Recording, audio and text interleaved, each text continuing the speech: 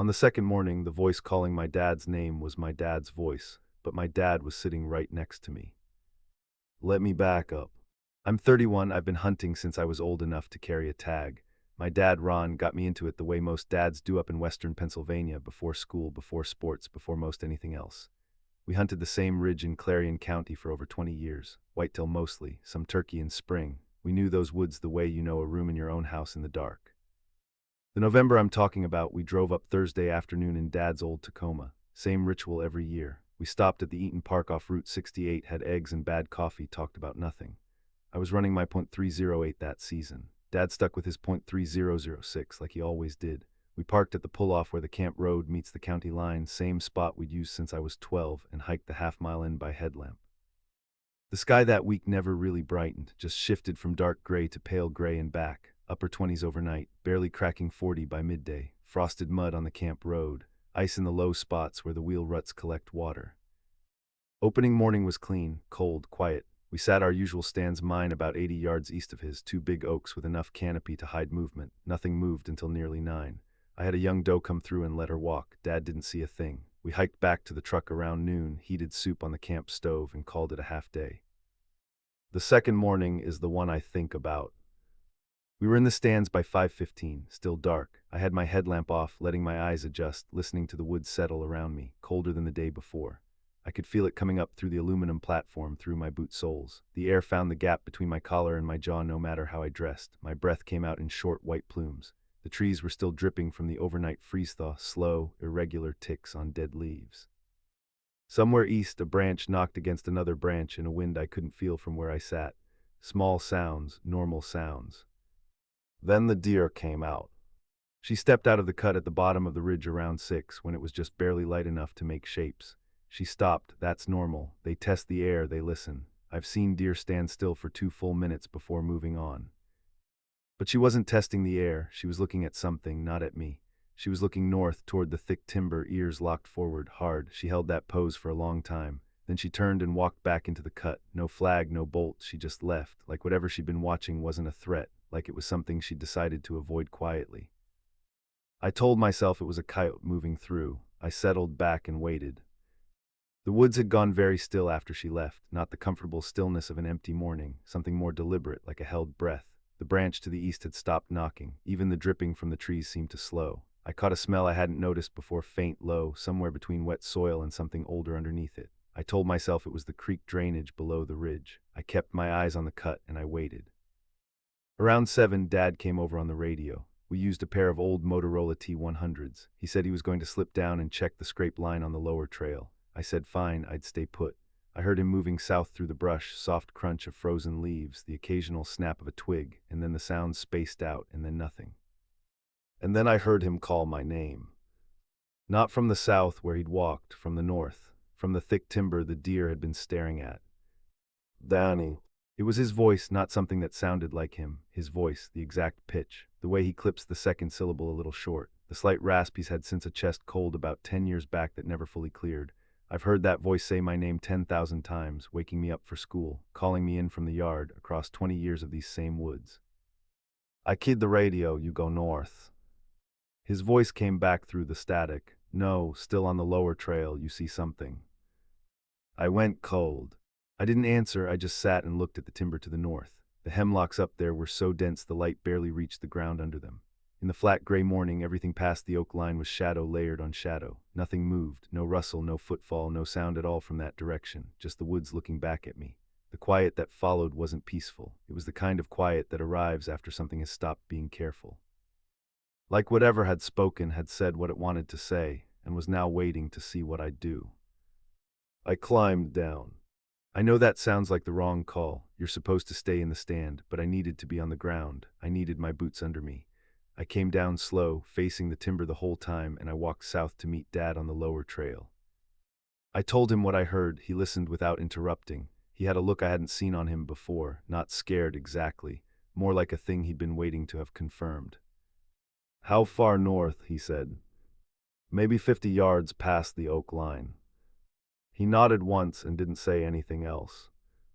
We worked the lower trail together for another hour. I found the boot prints at the base of the logging grade, 2 sets overlapping like someone had walked the same stretch twice.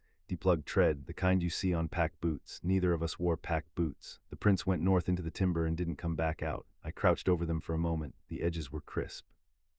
Whoever made them had come through after the overnight freeze, after 2 in the morning at the earliest, and likely not long before we'd settled into our stands.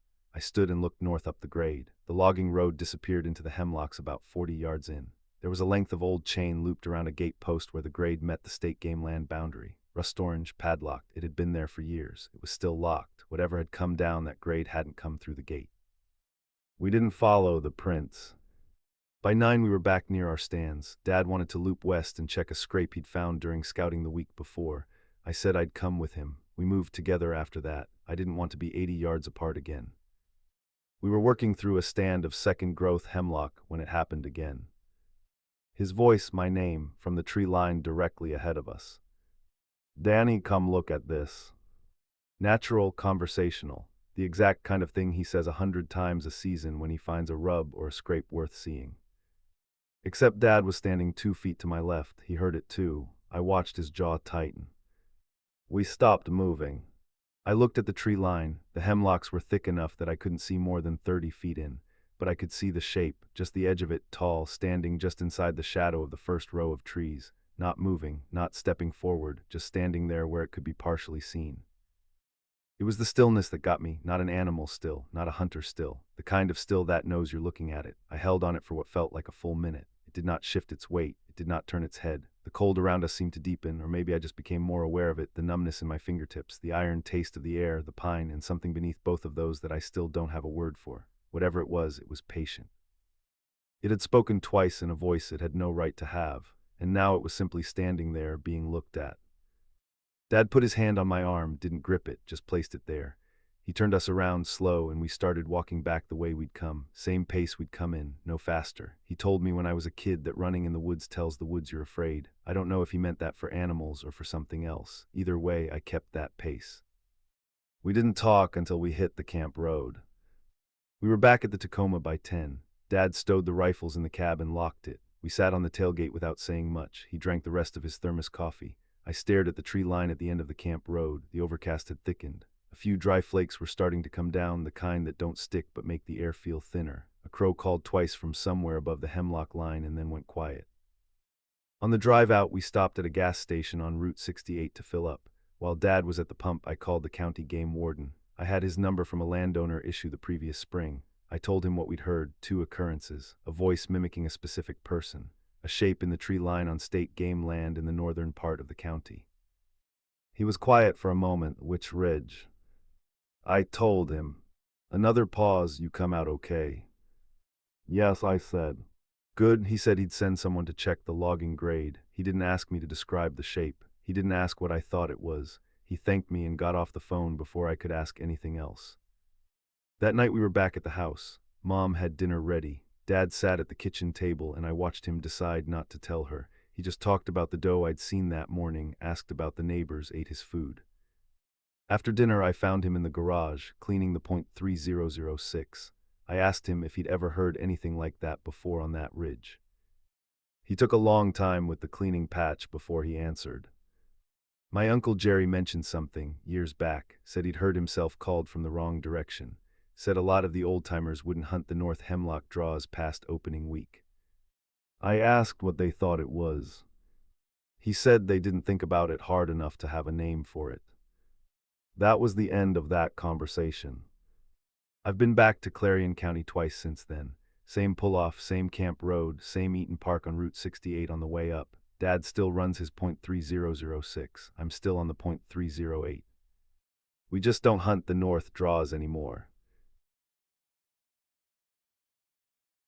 The PA clicked on at 10:17 on a Wednesday morning, and the voice that came through wasn't our principal's.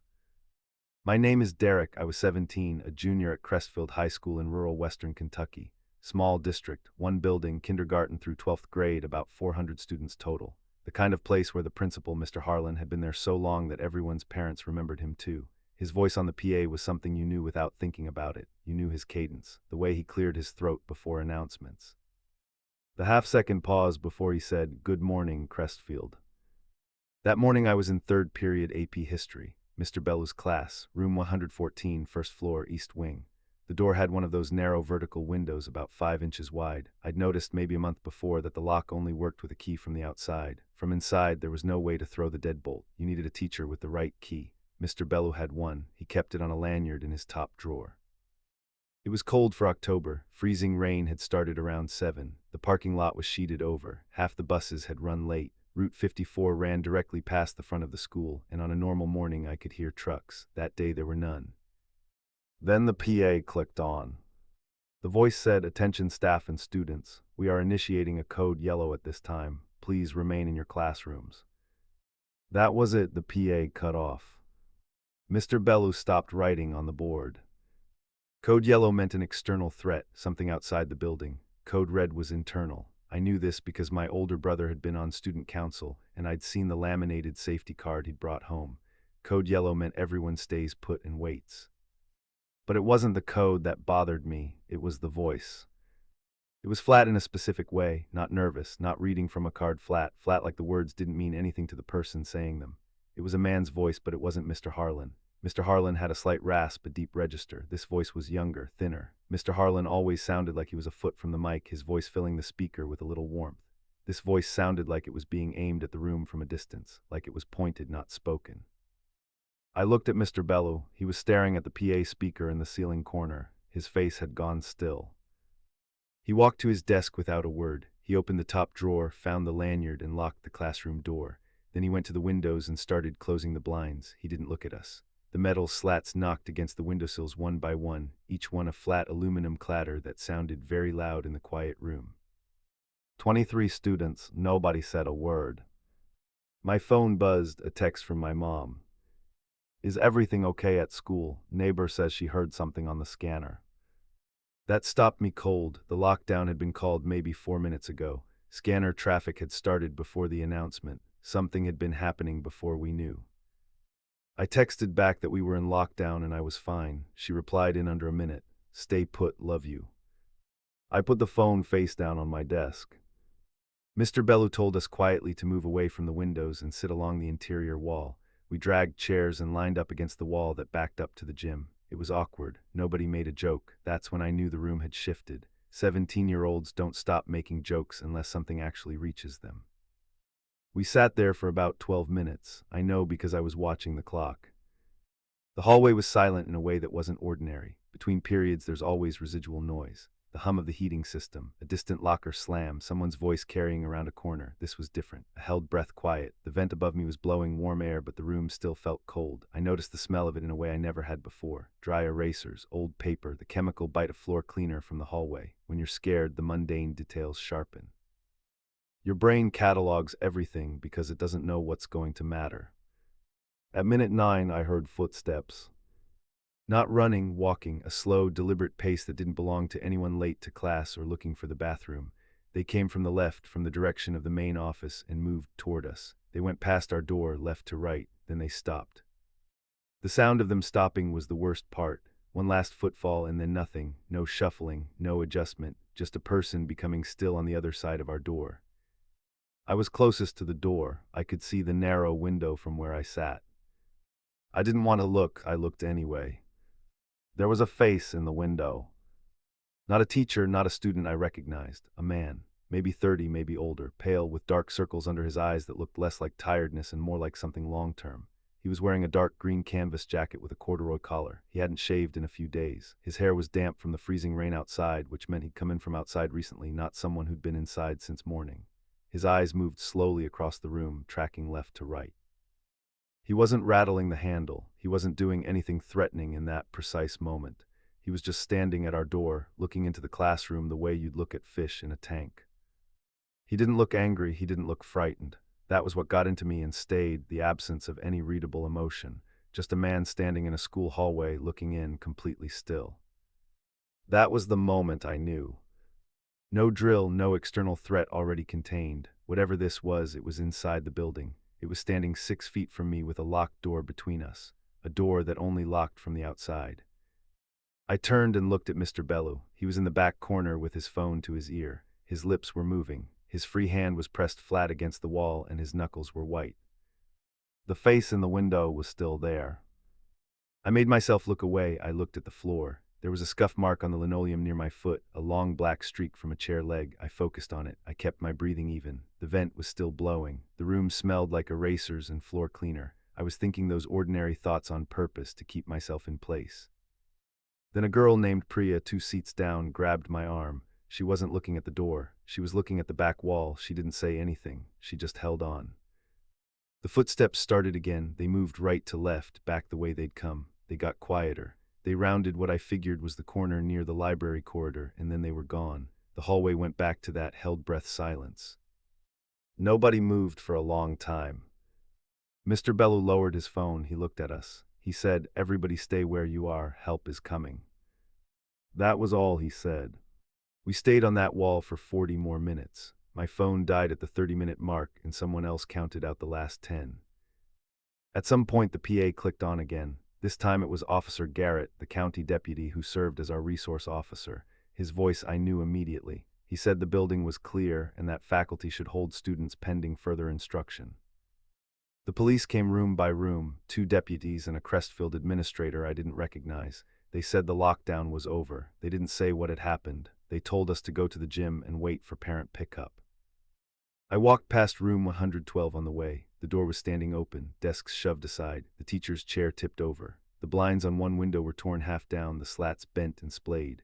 A ceramic coffee mug sat on the floor near the door intact, but the coffee had spread across the linoleum in a dark stain. Nobody from whatever had happened in that room was in the hallway.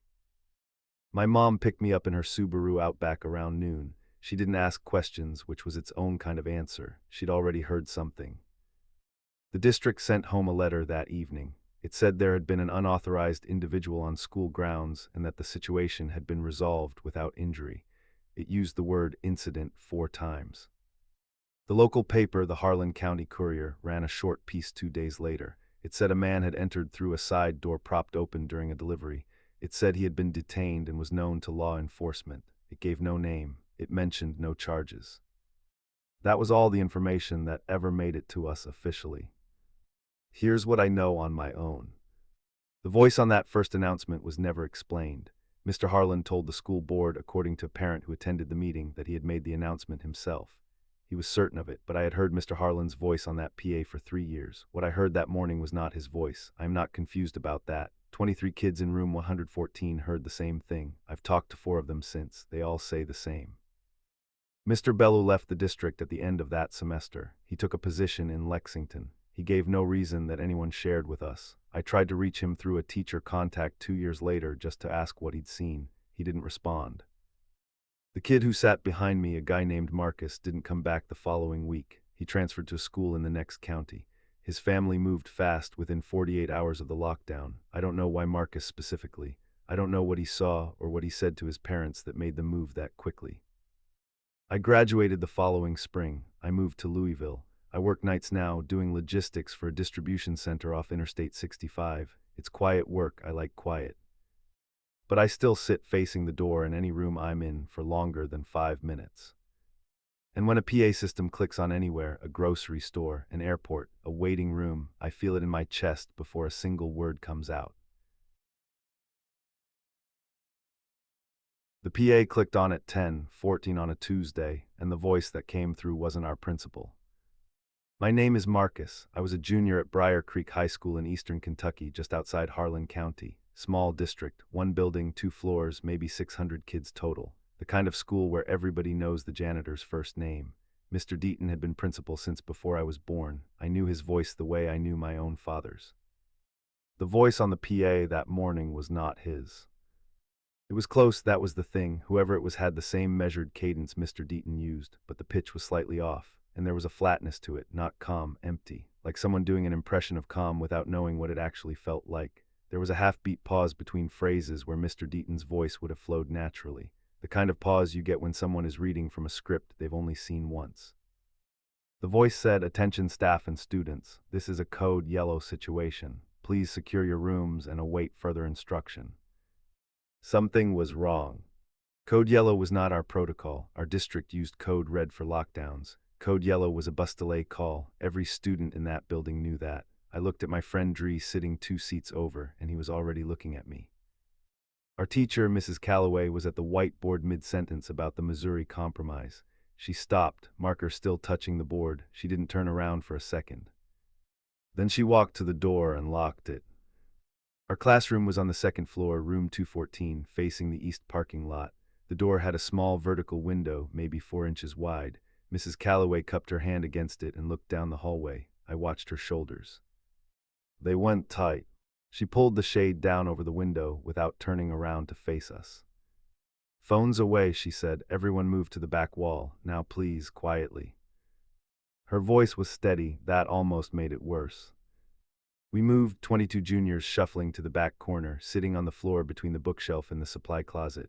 The linoleum was cold through my jeans. Someone's backpack knocked over a pencil holder, and Mrs. Calloway put one finger to her lips without looking up from her phone. She was texting someone, fast. The hallway outside went quiet. Not just quiet, wrong quiet, the kind where you become aware of every small sound your own body makes, your breathing, the faint scrape of a sneaker's sole when somebody shifts their weight. That school had a particular smell at that hour, chalk dust and floor wax and whatever was cycling through the cafeteria vents. That morning I could still smell all of it, but underneath it there was something else, something that didn't belong, like a door had been opened somewhere that was usually sealed. Then we heard the radios. Not the PA, actual handheld radios, the kind the school resource officer and the 2 security monitors carried, crackling voices. I couldn't make out words, just static bursts and the low, clipped sound of someone talking in code. Without the noise of 600 kids in the halls, the sound had nowhere to go. It bounced flat off the lockers. Dree leaned close and whispered, "That's more than one." He was right, at least 3 separate radio signals going back and forth. Our school had 1 resource officer and 2 monitors, 3 radios total. Whatever was happening in that hallway was using all of them. My phone buzzed, a text from my mom. "Are you okay? Someone is saying there's something at the school." I stared at that for a moment. My mom worked at the Family Dollar on Route 421, about 12 minutes from campus. The lockdown had been called maybe 4 minutes ago. No notification had gone out. The district's automated alert system took at least 20 minutes to send. I texted back, "How do you know?" She didn't answer for a long time. Somewhere down the hallway, something scraped against the floor, a heavy sound, like furniture being moved or a door being forced. It came from the direction of the stairwell at the north end, past the boys' restroom, toward the administrative wing. It happened once, paused, then happened again. 2 distinct drags, like something with weight and resistance. Then silence. Mrs. Calloway looked up from her phone. She looked at us, then at the door, then back at us. She crossed the room without a word, picked up 2 heavy wooden chairs from the front row, and wedged them under the door handle. Then she sat down on the floor with us. That was when I knew this wasn't a drill. In every drill I had ever sat through, the teacher stayed at their desk, clipboard, pen, eyes on the door.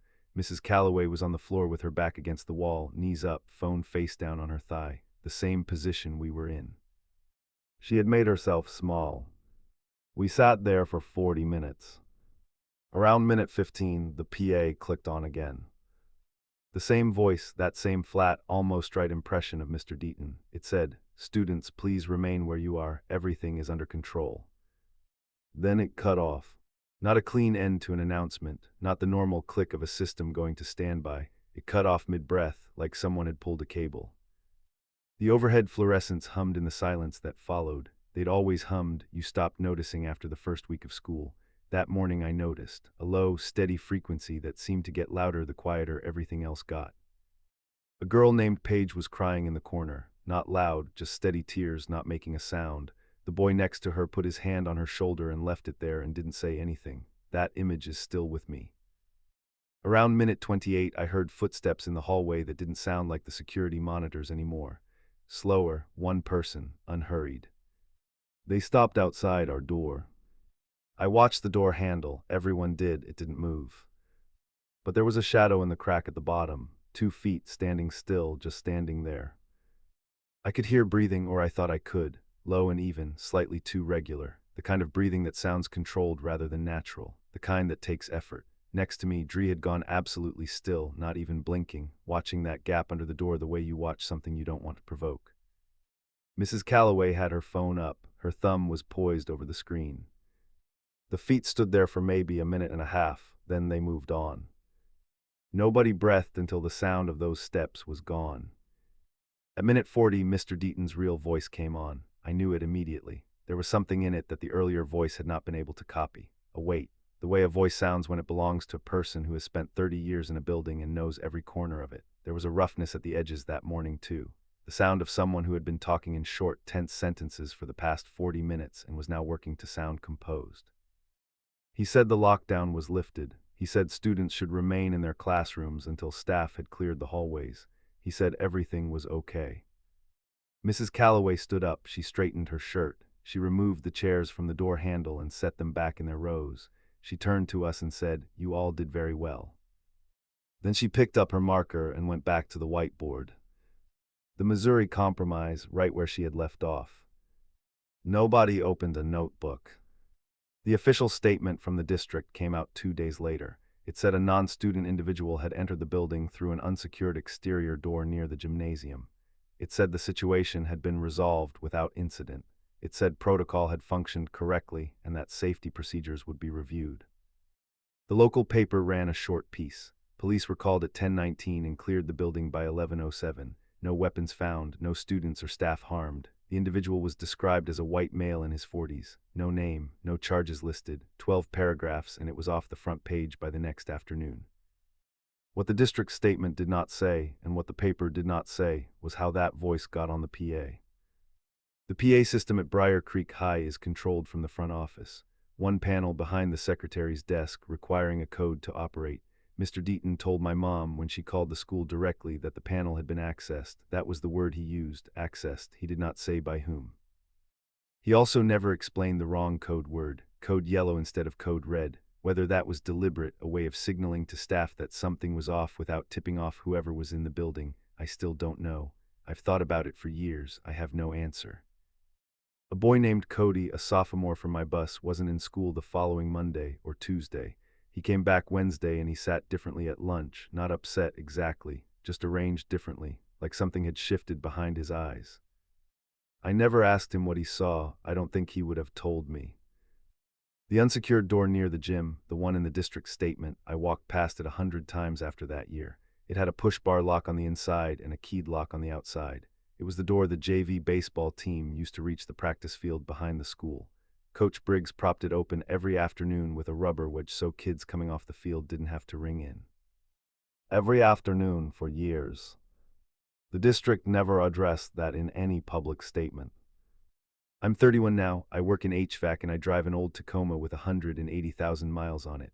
Most days are fine, but every time I'm somewhere with a PA system, a hardware store, a doctor's waiting room, one of those big Kroger stores, when the speaker pops on and there's that half second of silence before the voice comes through, I go cold.